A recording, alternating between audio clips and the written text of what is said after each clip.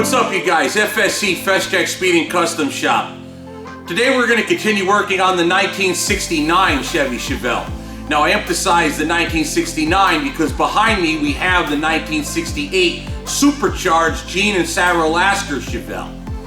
But on this video we're going to be focusing on the 69. To recap on the last video we did with this car, you saw me finish the belly of the car with the painting and the welding of it and then getting it off the rotisserie, which right now the rotisserie is being used by my pickup truck's load bed. Now what I'm sitting on right now is the frame of the car. We'll go ahead and explain that. What I did with this frame is I stiffened the center section of the frame by boxing out the original Chevelle C-channel. The sides of the car are notoriously weak on these. These frames are notoriously soft because of that C-channel. That was boxed out. I added reinforcements to it with steel tubing. This way, when the car launches, it launches hard right from where the lower control arms bolt to the frame, pushes forward right to the horn of the frame in the front of the car. Sitting next to me is an FSC built 454.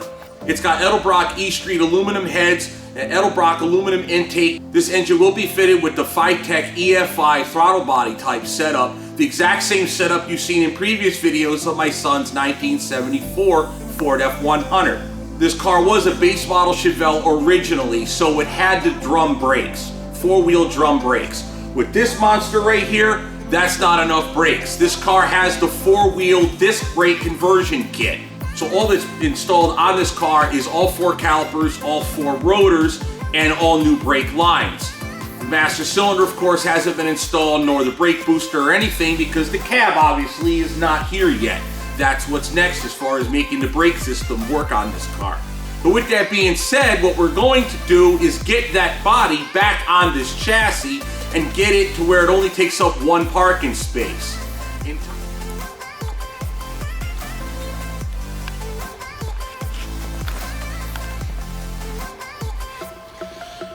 Now I've already cut the original dashboard out of the car, as you can see.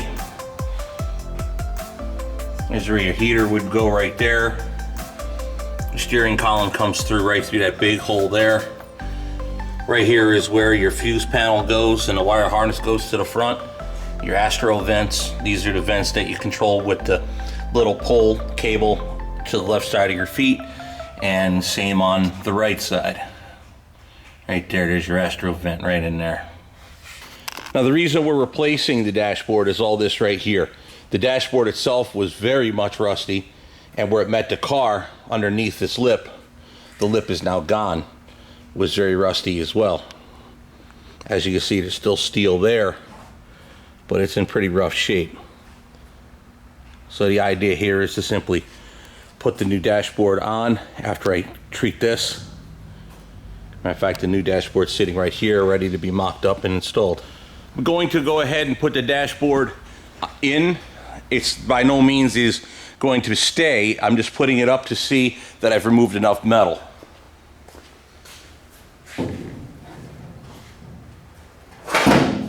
I ordered this dashboard from year one, and it comes with what they're calling paintable primer. In other words, the primer conducts the electricity needed to weld it together. Right now we're simply placing it in the car to verify that everything fits properly and see what kind of metal I need to replace or take away if need be. That looks pretty good. Hang on, that looks pretty good. Let me get out and I'll show you. I have it sitting in the car right now. It's just sitting there. The owner did ask me whether I could just simply work the metal where it was rusty up front. But here's the problem. See this curve right here? This gentle curve that goes all the way up and around? That's the windshield seal. And if I don't make that curve exact, the windshield won't fit and it won't seal correctly.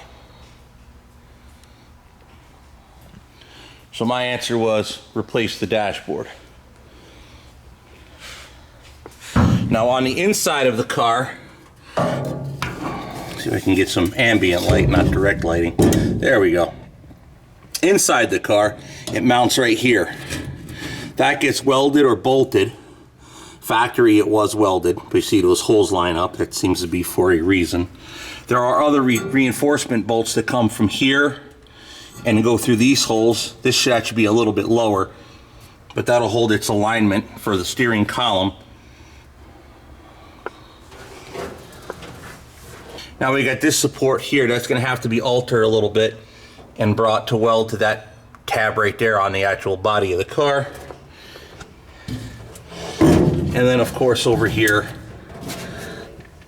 on the passenger side, we have the same as on the driver's side, that tab.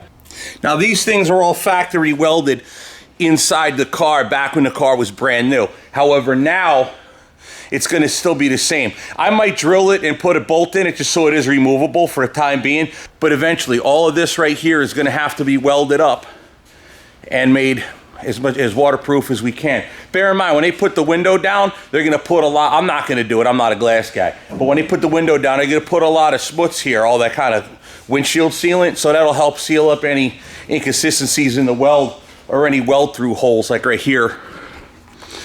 Like right here, there's a hole. I mean, there's a point to where you just can't replace the entire car and you have to accept some rust. That's why we treat the stuff with POR 15. This will be removed, treated, and then painted with POR prior to me putting it down. That way it'll at least stop the rust that's going on. I'll try to weld some of these little pinholes closed, but to be honest, the steel's pretty thin. Nobody I know makes this piece here. If it's really bad, I can just mop some metal up in from the inside and add some filler, but in reality, I think it'll be just fine, just like that. I cut away the old parts of the dash that were up here, and I wire wheeled it on a pneumatic cutter. You see the holes in the metal right here, so what I'm going to do is I'm going to treat everything rusty with POR 15 in and out, and then put the dash down, but I'll be able to weld these holes closed and then grind them down. That's how I'm going to fill them. If I have to, I'll add metal, but I'm not going to do that until I put the new dash on. As you can see, I cleaned the rest of the car up because everything shiny that you see now will eventually be covered with POR 15 gloss black. This will not have direct sunlight shining on it, as the hood has its own cowl and covers all of this. Now we're under the dash again, and as you see, this is a bit rusty as well. By no means is it in great shape. Again, because it's already oxidized, this will be covered with POR 15. But the firewall, basically the transmission tunnel where it meets the firewall, everything from there is going to be painted with a single stage gloss black along with the dashboard. But now I'm going to paint under where the dashboard used to be. This way it just makes it a lot easier than having to worry about getting around the dashboard when I paint this. This way all this up under here will never rust, or at least won't rust any longer. A little bit better lighting.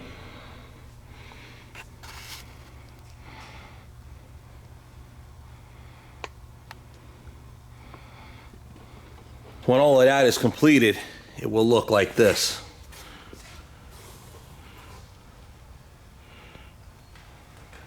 Now the next step with this is I've got to wash it real quick, and then I can go ahead and paint it. I'll wash it tonight. I'll work on a little something else. We'll get back at this. I will do the actual painting tomorrow.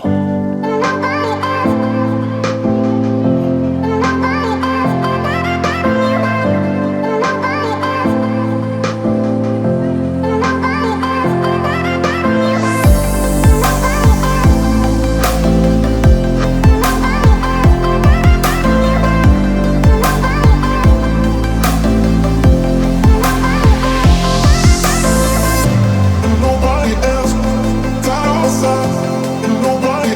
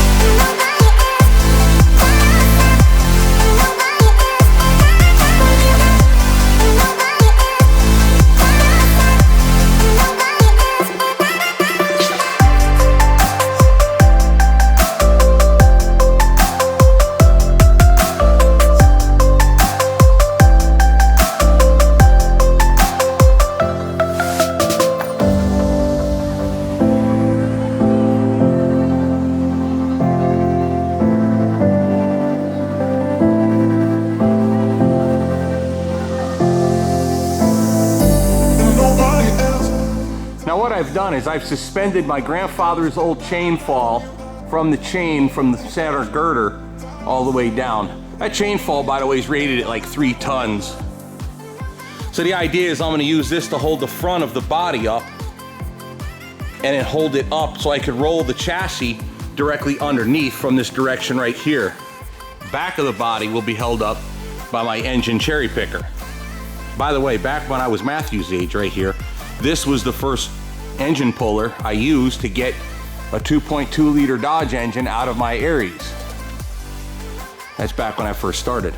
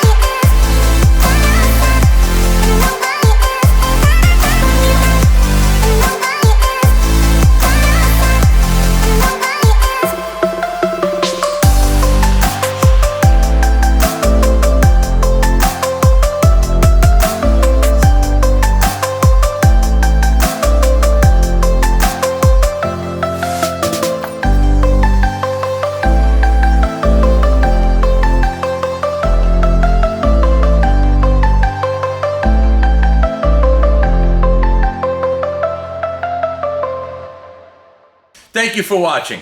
As you can see, this is one of the more complicated things we do here at FestJack Speed & Custom Shop. But nonetheless, it is what we do. Just like this car here, we could take one that you already own, redo it, modify it, customize it, restore it, resto mod, however you want it done. That's what we could do. Complete frame off, complete frame modification, build it to the way you want it. We also can find a car. If you don't have a car, we can find you one. Get it here, get it tore down, and build it exactly how you want it done. That way you don't have to deal with something somebody else already did before that you might not like. Also, while you're there, go ahead and check out the other videos we got. Do yourself a favor though. Join the FSC crew. Blam! Subscribe to the channel. Hit that notification bell. That way you'll see future videos of what we do. With this Chevelle, the supercharged 68 over here, and the 98 Mustang, it's out of frame, actually sitting right here. Also, check out FSCSpeedShop.com. That's where you get my merch. We got Cream Machine shirts. We got Pinup Girl shirts. Well, I'm sure by now, if you're watching this video long after I made it, we got other shirts out there available for you. So right here, FSCSpeedShop.com. So with that, I am Steve Fesjek. This is FSC, Fesjek Speed and Custom Shop. What else can I do for you?